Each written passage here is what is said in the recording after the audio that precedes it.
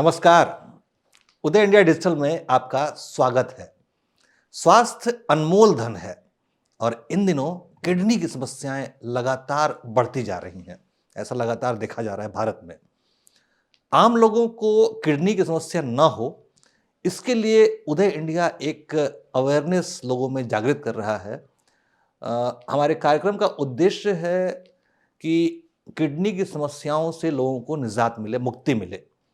और हमें बेहद खुशी है कि आज हमारे साथ मौजूद हैं डॉक्टर अनिल गोयल, जो कि देश के जाने माने यूरोलॉजिस्ट हैं। आपका बहुत बहुत स्वागत है उदय के स्टूडियो में।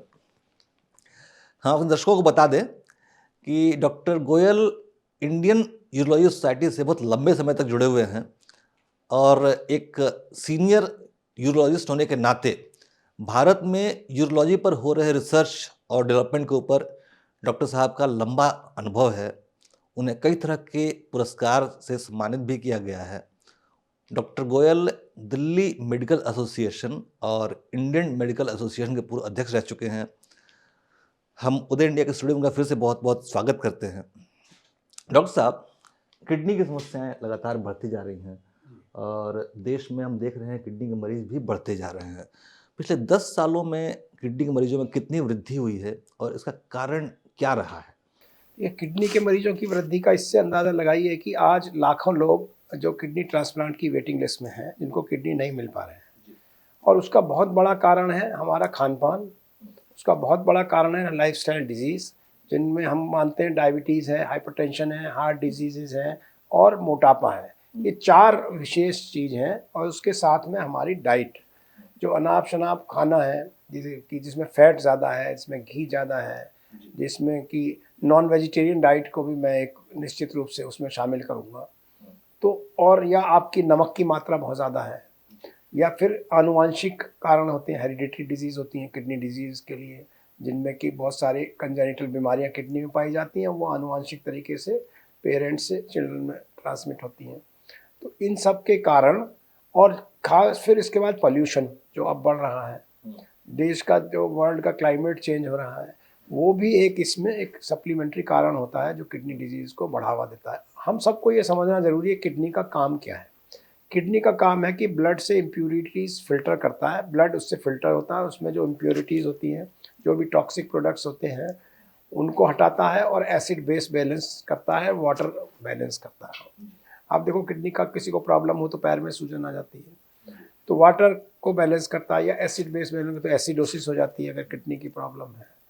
यूरिया उसके जो किडनी से फिल्टर नहीं होते तो ब्लड में जो एसिड प्रोडक्ट्स हैं, जो यूरिया क्रिएटिनिन के रूप में, वो बढ़ जाते हैं।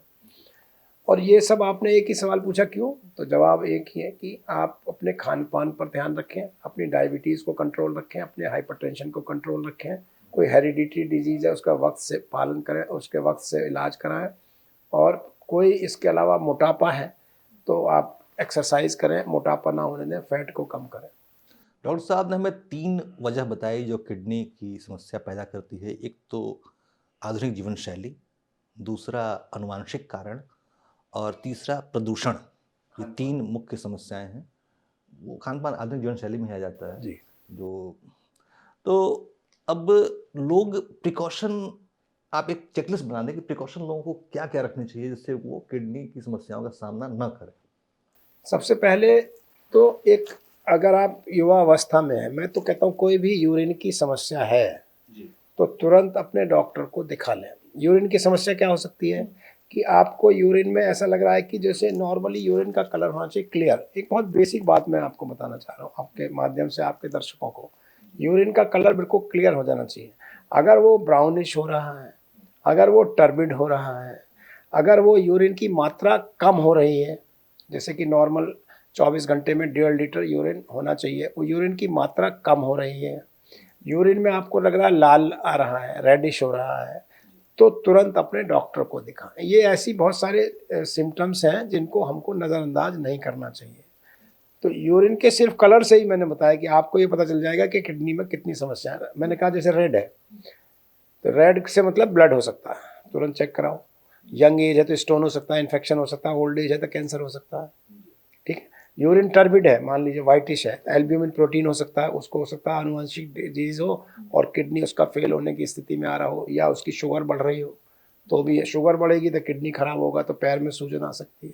तो सबसे पहला है कि आप अपने सिम्टम्स पर ध्यान दें, खास तौर से सिम्टम्स क्या हैं, जैसे यूरिन का कलर, वही आप देख लो, बस यूरिन की मात्रा कम हो रही है वो देख लो। दूसरा, चेहरे पे या पैर पे आपके सूजन तो नहीं आ रही है, ये देख लो। तीसरा, आप ये देखो कि अगर आप डायबिटिक हैं, हाइपरटेंसिव हैं, तो रेगुलर आपका चेकअप कराइए कि डायबिटीज़ और बीपी आपके कंट्रोल में रहे। जो मैंने मोटापे की बात की, तो मोटापा जहाँ भी बढ़ा तो वो तो सारी बीमारियों की जड़ है, चाहे वो डायबिटीज़, हाइपरटेंशन साथ में बढ़ाएगा, साथ में किडनी पर असर करेगा। तो आपको भूख कम लग रही है, एक बहुत बड़ा सिम्टम है, वो भूख कम लग रही है और पता चला आपका पीलापन आ रहा है आपको, तो वो लिवर जॉन्डिस नहीं है, हो सकता है किडनी से संबंधित बीमारी हो। डॉक्टर साहब, आपने जो बताया कि यूरिन का कलर बदल जाए तो आपको अलर्ट होना है और चेकअप कराना है, लेकिन एक निरोग व्यक्ति जिसमें कोई सिम्टम नहीं है, उसका यूरिन का कलर चेंज नहीं हो रहा है, तो ऐसे एक निरोग व्यक्ति को अपने किडनी को बेहतर एक्टिव रखने के लिए उम्र के किस किस हिस्से में उसको अपना चेकअप कराना चाहिए? देखिए, 40 साल हम कट ऑफ लाइन लेते हैं, 40 के पहले, 40 के बाद। 40 के बाद उसको एनुअली यूरिन चेकअप करना चाहिए, किडनी फंक्शन टेस्ट कराना चाहिए। ये नॉर्मल व्यक्ति की बात कर रहा हूँ, जिसको नॉर्मल से मेरा मतलब है जिसको ओबेसिटी नहीं है, जिसको डायबिटीज़ नहीं है, जिसको हाइपरटेंशन नहीं है, जिसको हार्ट डिजीज़ नहीं है। जिनको डायबिटीज़, हाइपरटेंशन, हार्ट डिजीज़ है, उनको तो हो सकता है जल्दी कराना पड़े, हो सकता है 6 महीने पे भी कराना पड़े। ये एक बात हो गई। दूसरा, आपने पूछा कि कब कब उसका चेकअप और क्या क्या चेकअप कराना चाहिए, तो उसको अपने शरीर पर खुद ध्यान रखना चाहिए कि चेहरे पे सूजन तो नहीं आ रही है, जैसे मैंने अभी बोला, पैलर तो नहीं हो रहा है, एनीमिया, खून की कमी तो नहीं हो रही है, भूख कम तो नहीं लग रही है, कमज़ोरी तो नहीं आ रही है। तो इस तरह की चीज़ों पर उसको ध्यान रखना चाहिए। आपके सवाल का जवाब ये है कि 40 साल के बाद एनुअल चेकअप कराना चाहिए। 40 साल के पहले अगर किसी को फैमिली हिस्ट्री है स्टोन डिजीज़ की, तो फिर एनुअल उसको अल्ट्रासोनोग्राफी पेट का कराना चाहिए। और 40 साल के, जैसे लेडीज़ में इन्फेक्शन बहुत होता है, तो रिकरेंट इन्फेक्शन होता है अगर, तो भी उनको 1 साल में एक बार यूरिन का कल्चर टेस्ट कराना पड़ता है। डॉक्टर साहब, आपने आधुनिक जीवन शैली की बात की, तो हम देख रहे हैं कि भारत में शराब की खपत, नशीले पदार्थों की खपत बहुत ज़्यादा बढ़ती जा रही है। तो अब ये एक सामाजिक समस्या है, इसका समाधान अलग तरीक़ों से है, लेकिन किडनी, एक यूरोलॉजिस्ट के तौर पे आप देखें तो जो लोग नशे के आदी हैं, नशा करने के आदी हैं, उनको अपनी किडनी का ध्यान कैसे रखना है? ये क्योंकि बड़ी आबादी है, हाँ, उन्हें हम इग्नोर नहीं, नहीं देखिए, पहले तो आप कोई भी आप ऐसे टॉक्सिक चीज़ ज़्यादा मात्रा में लेंगे तो वो किडनी को डैमेज करने वाली है। अल्कोहल हो तो डैमेज करेगी। मान लो आप, पहली बात तो अल्कोहल लेना है बहुत ज़्यादा है तो मॉडरेशन में लें। मॉडरेशन से मतलब है 30-60, ऐसे हम लोग कह सकते हैं कि कभी कभार लिया जा सकता है, पहली बात। दूसरा, अगर आपको किडनी को अपने बचाना है तो फिर एक तो आप बहुत ज़्यादा फैट वाली, अल्कोहल के साथ फैट वाली डाइट ना लें, बहुत ज़्यादा पानी, लिक्विड्स उसके साथ लें, और भूखे ना रहें, जिससे कि अगर आपको जितना भी आप भूखे रहेंगे और सिर्फ अल्कोहल, तो वो आपके फैट और उनको प्रोटीन्स को जलाना चालू कर देता है बॉडी के, और वो फिर किडनी पर एक्सेस लोड डालकर उसको डैमेज कर सकते हैं। तो आप लिक्विड्स ज़्यादा लें, और जो उस वक्त भी खान पीन का है वो ज़रूर ध्यान रखेंगे, बहुत ज़्यादा गरिष्ठ, बहुत ज़्यादा तला हुआ, बहुत ज़्यादा फैटी खाना, ये उसके साथ, या बहुत ज़्यादा नॉनवेज खाना ना लें, और फ्लूट्स ज़रूर ज़्यादा लें।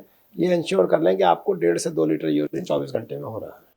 तो डॉक्टर साहब ने बताया कि अल्कोहलिक लोगों को अल्कोहल के साथ फैटी फूड नहीं लेना है, और भूखे पेट अल्कोहल का और फिर फ्लूट्स ज़्यादा लेना, लिक्विड्स ज़्यादा लेना, फ्रूट्स ज़्यादा लेना है। Fruits and flutes, liquids. Okay, fruits and fluids मतलब तरल पदार्थ ज़्यादा लेना है उन्हें। डॉक्टर साहब, एक प्रश्न ये आता है कि किसी भी सामान्य मनुष्य में, मान लीजिए कि किडनी की बीमारी, उसकी अचानक उसको सिम्टम आ रहे हैं, तो वो कैसे, आपने सबसे पहले बताया कि यूरिन का कलर चेंज होगा, लेकिन वो गंभीर अवस्था में पहुंच गया है, ये कैसे शरीर बताता है मनुष्य का?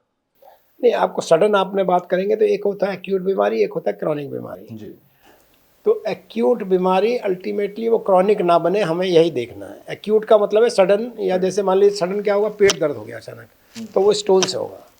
अच्छा। हाँ, अगर ब्लीडिंग हो रही है तो सडनली आपको पता चला यूरिन आ गया, यूरिन से ब्लड आने लगा, तो हो सकता है अगर 40 साल से ज़्यादा उम्र है तो वो ट्यूमर ना हो कहीं, वो ट्यूमर यूरिनरी ब्लैडर में भी हो सकता है, किडनी में भी हो सकता है। तो 2 फैक्टर तो ये हो गए पेन के।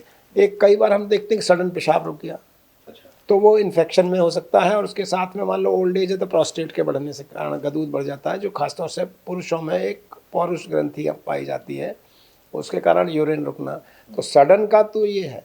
जो क्रॉनिक प्रॉब्लम है वो नॉर्मली हम लोग जब इग्नोर करते हैं ना एक्यूट प्रॉब्लम्स को, तो क्रॉनिक प्रॉब्लम होती है। जैसे मैं स्टोन डिजीज़ में देखता हूँ बहुत सारे ऐसे मरीज़ आते हैं, मुझे बड़ा अफसोस होता है कि यंग पेशेंट है और उनका किडनी डैमेज है, क्योंकि उन्होंने वो जो स्टोन था वो नीम हकीम से दवाई लिया और वो स्टोन ने उनके ट्रैक को ब्लॉक कर दिया। तो ट्रैक को ब्लॉक करने से वो ब्लड प्रेशर किडनी डैमेज हो जाता है। तो उनको वो किडनी के लिए अगर हमें स्टोन डिजीज़ के लिए आज ट्रांसप्लांट की ज़रूरत पड़ने लगे तो ये ठीक बात नहीं है। इसका मतलब हम अपना एहतियात नहीं रख रहे हैं। या क्रॉनिक रिकरेंट इन्फेक्शन हो रहा है, लेडीज़ में रिकरेंट इन्फेक्शन है, साथ में डायबिटीज़ है, तो उनको क्या होता है रिकरेंट यूरिनरी इन्फेक्शन और डायबिटीज़ के कारण किडनी में पाइलोनेफ्राइटिस या पस बनने लगते हैं, उनसे किडनी डैमेज होता है। सबसे कॉमन कारण है किडनी डैमेज का डायबिटीज़ विद इन्फेक्शन, और लेडीज़ में भी और वो पुरुषों में दोनों में होता है। तो हमको इसीलिए जो भी छोटे से छोटे मैंने जो कहा सिम्टम है, दर्द हो पेट में डॉक्टर को एक बार ज़रूर दिखा लो, अल्ट्रासोनोग्राफी करा लो, यूरिन का प्रॉब्लम हो रही है अब वो कर लो, भूख कम लग रही है तो वो वार्निंग साइन देता है, ऊपर वाला वार्निंग साइन देता है। किडनी भी ऐसी, मैं बीमार हूँ तो उस वार्निंग साइन देता है, ये मेरे वार्निंग साइन है, भैया मेरे को बचा लो ऐसे। डॉक्टर साहब, आपने नीम हकीमों की बात की, तो भारत में आप एलोपैथी के डॉक्टर हैं, भारत में और भी बहुत सारी चिकित्सा पद्धतियाँ हैं, आयुर्वेद है, प्राकृतिक चिकित्सा है, होम्योपैथी है, बहुत सारी हैं। तो उस पे आपको कितना यकीन है कि वो क्या किडनी की समस्या में, खासकर यूरोलॉजी के मामले में? देखिए मैंने नया नीम हकीम बोला, एलोपैथी को भी मैं उतना मेरा सम्मान है, आयुर्वेदिक को भी उतना सम्मान है, होम्योपैथी को भी उतना सम्मान है। मैंने बोला नीम हकीम जो एक सो कॉल्ड आरएमपी के नाम पर प्रैक्टिस करने लगते हैं, जिनका किसी या कंपाउंडरी की और दवाई देना चालू कर देते हैं, वो सिम्टम्स का इलाज करना, बुखार है लाओ भैया पैरासीटामोल दे देते हैं, जुकाम है तो चलो भैया ये मोन्टेलोकास दे देते हैं, लेकिन उनको बीमारी का नहीं पता। सिम्टम तो सिर्फ उसका आइसबर्ग का टिप है, असली तो बीमारी क्या है ये जानने के लिए पूरा का पूरा मेडिकल साइंस पढ़ना, जो आयुर्वेद वाले भी पढ़ते हैं, होम्योपैथिक भी पढ़ते हैं, एलोपैथिक भी पढ़ते हैं। मेरा सिर्फ ये कहना है कि हम आयुर्वेदिक को भी, जैसे कि मोदी जी बढ़ावा दे रहे हैं, कई सारे आयुर्वेदिक इंस्टीट्यूशन खोल दिए गए ऑल इंडिया इंस्टीट्यूट की तर्ज पे, होम्योपैथिक इंस्टीट्यूशन, ये बहुत बड़ा है, इस पर रिसर्च होना ज़रूरी है। प्रिवेंशन अगर कोई क्रॉनिक डिजीज़ को करता है तो वो हमारा आयुर्वेद और होम्योपैथी कर। एलोपैथिक में एक तो सर्जरी एक इम्पॉर्टेंट विषय है, इस पर सर्जरी को नहीं छेड़ना चाहिए, सर्जरी एलोपैथिक का विषय है। सर्जरी के अलावा जो मेडिकल की मेडिसिन है, एलोपैथिक मेडिसिन, तो जिसने जो पढ़ा है वो उसको मिलना चाहिए। नीम हकीम से मेरा मतलब फिर से है कि जो नीम हकीम है वो जो उनके पास कोई डिग्री किसी किस्म की नहीं, मैं उनकी बात कर रहा हूँ, उनके पास कृपया ना जाएं। मैं देखता हूँ कई जगह में बैठे हो लोग, आइए पथरी निकलवाइए, मैं अब नाम नहीं कई जगह के लेना चाहता, वहाँ पर कई सौ लोगों की भीड़ लगी रहती है। तो स्टोन 4-5 mm 6 mm का साइज़ के ऊपर डिपेंड करता है स्टोन का, किडनी स्टोन उसके यूरेटर में जब आ जाता है वो उस पानी से और लिक्विड से हाइड्रेशन से निकल जाएगा। लेकिन जब वो बड़े स्टोन को भी वो कह देते हैं मैं सर्तियाँ निकाल दूंगा, तो उससे क्या होता है कि मरीजों की उसकी किडनी को डैमेज होने का खतरा वो बढ़ा देते हैं। वो मैं उन नीम हकीमों की बात कर रहा है जिनकी कोई डिग्री नहीं है, तो किसी पैथी में डिग्री नहीं है, लेकिन वो मरीजों को के फेथ का दुरुपयोग कर रहे हैं। जी डॉक्टर साहब, बहुत अहम बात कही, इसे दर्शकों को इसे समझना चाहिए कि उन्होंने नीम हकीम शब्द को उन्होंने एक्सप्लेन किया है कि वो लोग जो रेगुलर प्रैक्टिशनर नहीं है, जिनके पास मेडिकल साइंस की समझ नहीं है, उसको डॉक्टर साहब ने नीम हकीम कहा। और उन्होंने कहा कि टिप ऑफ द आइसबर्ग, यानी कि बर्फ का जो सिर्फ एक हिस्सा पानी के बाहर होता है, उसका 7 हिस्सा पानी के अंदर होता है, तो आपको उसके अंदर की समस्याओं को समझना पड़ता है। डॉक्टर साहब, एक प्रश्न ये है कि ब्लड प्रेशर एक आम जीवन शैली की समस्या है, ये किडनी को कितना डैमेज करती है और इससे कैसे बचें? साइलेंट किलर है ये किडनी का, इसको हम कहते हैं साइलेंट किलर। कैसे कि आपको पता ही नहीं चला और किडनी डैमेज हो गया। तो हाइपरटेंशन से इसीलिए हम लोग कहते हैं जिसको भी हाइपरटेंशन है उसका टाइट कंट्रोल ऑफ बीपी होना चाहिए। टाइट कंट्रोल से मतलब जो नॉर्मल रेंज से वो बढ़ना नहीं चाहिए। वो चाहे उनको बीपी को हफ्ते हफ्ते या चेक कराएं, अगर वो बढ़ रहा है तो तुरंत डॉक्टर को दिखाएं। नमक का सेवन और घी का सेवन कम से कम करें, ये दोनों बढ़ावा देते हैं बीपी को। और किडनी के टेस्ट रेगुलर कराते रहें। जैसे 1 साल पे मैंने बोला, कई बार 6 महीने पे भी कराने पड़ते हैं।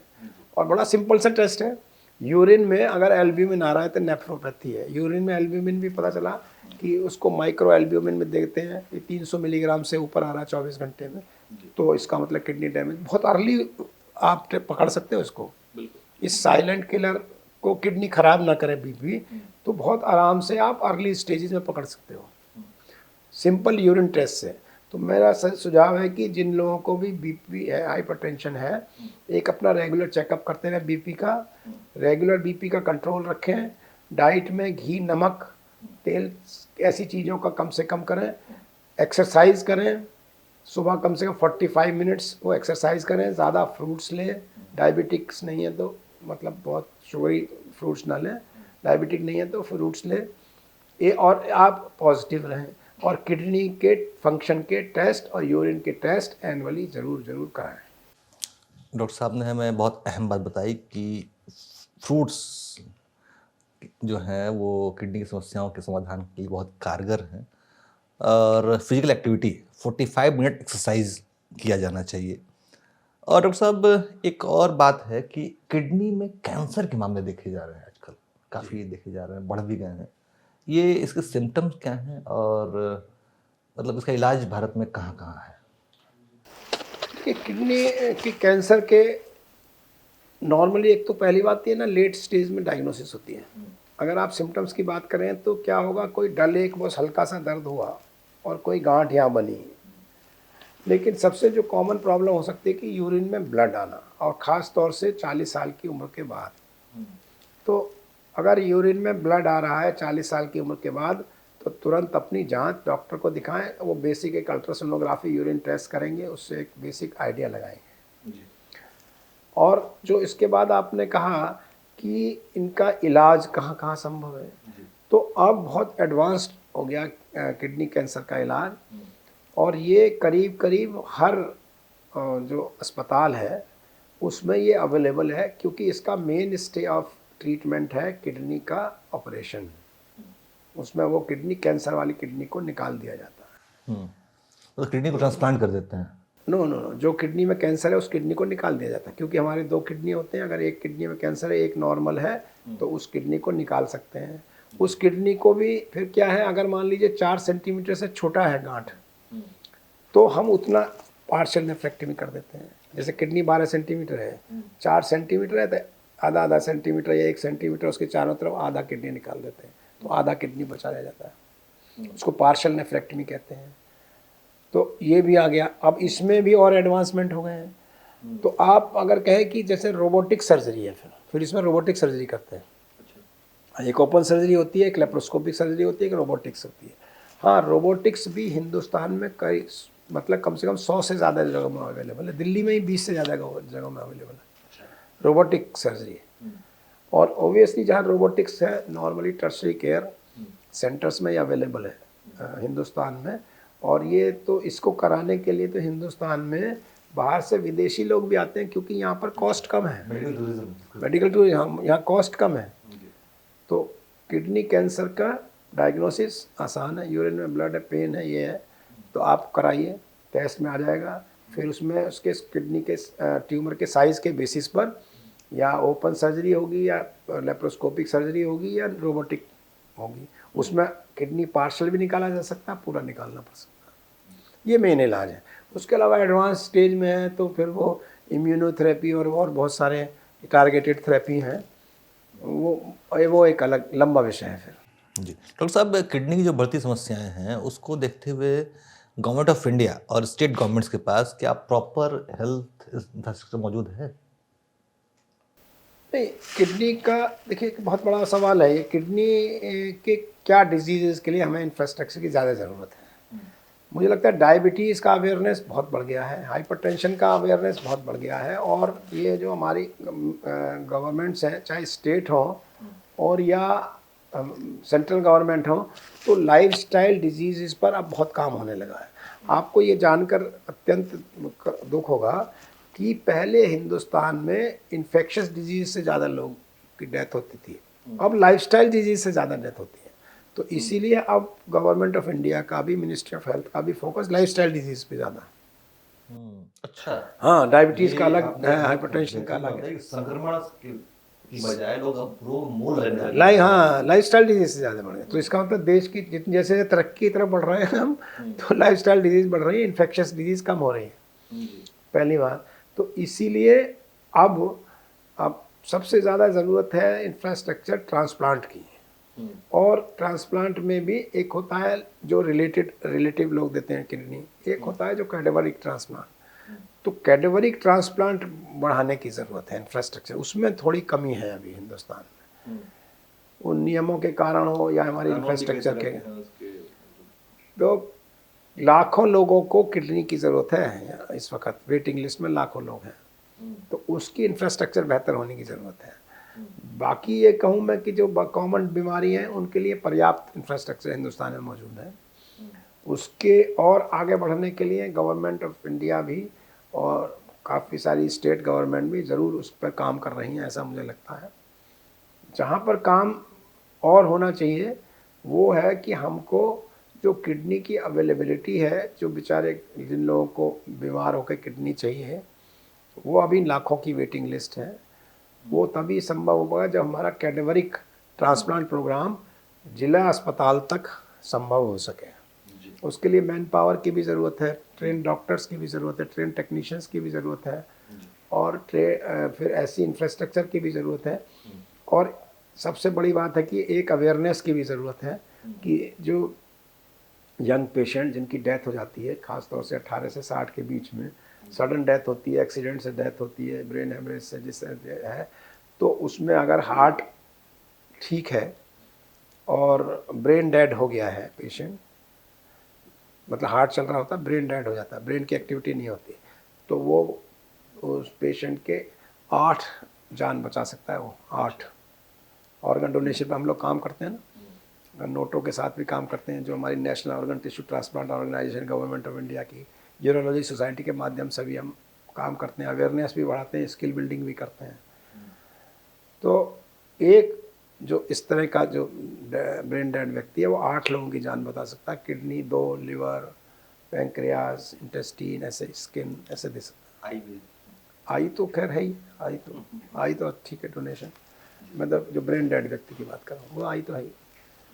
तो उसके और इंफ्रास्ट्रक्चर के, मैन पावर के बढ़ाने की और अवेयरनेस बढ़ाने की आवश्यकता है। जी, एक आखिरी प्रश्न डॉक्टर साहब, आप एक प्राइवेट हॉस्पिटल चलाते हैं। भारत में आम तौर पे माना जाता है कि प्राइवेट हॉस्पिटल्स में बड़ा महंगा इलाज है और वो आम आदमी उसको अफोर्ड नहीं कर सकता है, तो इस मिथ को कैसे तोड़ा जा सकता है? मुझे लगता है कि देखिए, जैसे मैं तो एक डॉक्टर हूँ, 2 तरह के सिस्टम हैं देश में, कॉरपोरेट हॉस्पिटल है, एक है हॉस्पिटल्स डॉक्टर्स रन हॉस्पिटल। और आज की डेट में मुझे लगता है कि 50 से 60% से ज़्यादा लोग इंश्योरेंस से कवर्ड हैं। तो पहले तो ये मिथ नहीं होना चाहिए कि जो इसमें कॉस्टली ट्रीटमेंट है, जो भी अस्पताल है उनकी कुछ कॉस्टली इंफ्रास्ट्रक्चर है, ये तो वो बहुत कॉस्टली नहीं है, खासतौर से डॉक्टर्स रन हॉस्पिटल। दूसरा बात ये है कि गवर्नमेंट ऑफ इंडिया भी बहुत सारी चीज़ों पर प्राइस कैपिंग कर रही है, ख़ास तौर से जो इम्पैनलमेंट है, जैसे CGH है, सेंट्रल गवर्नमेंट हेल्थ स्कीम है, या मान लीजिए स्टेट की हेल्थ स्कीम्स हैं, या थर्ड पार्टी इंश्योरेंस है, ओरिएंटल इंश्योरेंस है या उनके थ्रू, तो इनमें भी पैकेज रेट्स हैं। तो मेरा तो एक ही सुझाव है, इस बात को अगर आपको मानना है तो आपको अपना हेल्थ इंश्योरेंस ज़रूर कराना चाहिए, और हेल्थ इंश्योरेंस भी कराए ना, तो मैं ये कहूँगा कि 5 से 10 लाख के बीच में तो मिनिमम कराना चाहिए। इसका एक ही तरीका, आप कार खरीदते हो, निकालते हो बाहर, तो बगैर इंश्योरेंस के नहीं जाते हैं। तो ऐसे ही आप भी जब भी निकल रहे हो घर से बाहर तो इंश्योरेंस क्यों नहीं करा रहे, हमको तो ये बात समझ नहीं आती। कॉस्टली इलाज कुछ चीज़ें ज़रूर हैं, लेकिन काफ़ी चीज़ें अब पैकेज में उसमें आ गई हैं, इंश्योरेंस में कवर्ड हो गई हैं। तो मुझे लगता है कि देश में आज की डेट में भी मेडिकल टूरिज्म हिंदुस्तान में क्यों बढ़ रहा है, क्योंकि हमारे यहाँ कॉस्ट अमेरिका से 1/10 भी नहीं है। मैं अभी आपको एक एग्जांपल देता हूँ। वो मेरी भतीजी थी, उसको वहाँ भर्ती हुआ, सिर्फ सिंपल पाइलोनेफ्राइटिस, 18 साल की लड़की, अभी पिछले महीने, ठीक है। और उसको 5-6 दिन उन्होंने रखा, इन्फेक्शन से, किडनी का इन्फेक्शन की बात कर रहे हैं ना, फीवर, और बिल आया उसको 3,15,00,000 रुपए, जो यहाँ पर आता 30 लाख भी नहीं आता कॉरपोरेट में, और हमारे यहाँ तो आता 3 लाख भी नहीं। तो हम लोग तो अगर यूरोप से और अमेरिका से या इवन मिडिल ईस्ट से या साउथ एशिया के और उनसे कंपेयर करें तो भी बहुत बहुत बहुत कम है अभी। और निश्चित रूप से मैं तो इसीलिए कहूँगा हेल्थ इंश्योरेंस कराएं, और बाहर जाएं तो ज़रूरी कराएं। डॉक्टर साहब तो हमारे साथ मौजूद थे डॉक्टर गोयल, जो कि देश के जाने माने यूरोलॉजिस्ट हैं, और उन्होंने किडनी की बीमारियों से संबंधित बहुत अहम जानकारी हमें प्रदान की। उदय इंडिया के स्टूडियो में आने के लिए आपका बहुत बहुत धन्यवाद। बहुत बहुत थैंक यू। नमस्ते।